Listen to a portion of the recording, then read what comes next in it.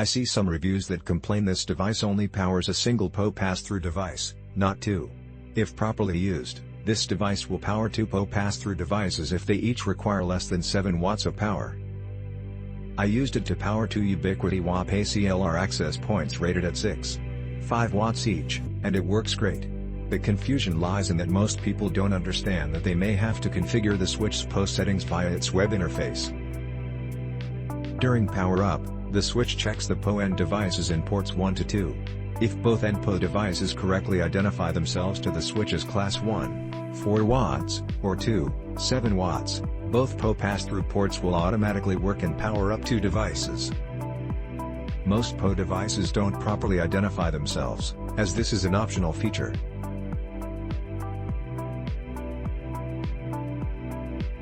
If they don't properly identify themselves, the switch gives full class 3, 15, 4 watts, PoE power to port 1, and disables port 2 because there isn't enough power left to power a second device. You can override this in the web interface as long as your end PoE devices don't require more than 7 watts of power each. To do this, you log into the switch's web interface with IP 10, 90, 90, 90 and password admin. You then find your way to the PoE configuration section and manually set both PoE pass-through ports 1 and 2 to class 2 power limit. After this, both PoE pass-through ports will work, with a max of 7 watts per port.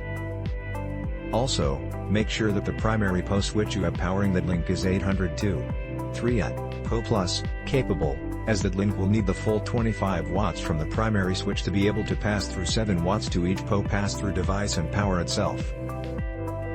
I hope this helps some people who think this device doesn't work, or who are trying to figure out how to make it work for the first time. It took me a bit of research to figure it all out, but it is well worth it. This is a great device if you have one network wire somewhere, such as an attic, but need to power two PoE devices of 7 watts or less. Update everything I wrote above is true, but I just wanted to update. Once installed on site, with longer cable runs, it had problems powering 2x Ubiquiti WAP-AC LR access points. Their specs show 6.5 watts max, but they appear to draw more. Under load with short, 6, cable runs, they worked flawless. On site with longer cable runs, 1x6, 1x75, and a 100 input Cat6, they would shut off and restart when put under load. I don't discredit the switch for this, more Ubiquiti for underestimating the max power draw. I did end up using the switch plus one AP pass-through powered by the Cat6, and the other externally powered but linked to this switch for data. I am sure the switch would be fine to PoE pass through two lower powered devices. This is my new favorite smart switch. It's not fully managed, so its traffic shaping options are quite limited, but my primary interest is the ability to access the switch remotely to help determine what's going on when something on the network stops communicating. Unlike most smart mini switches, this one does not require you to install any software to access it remotely.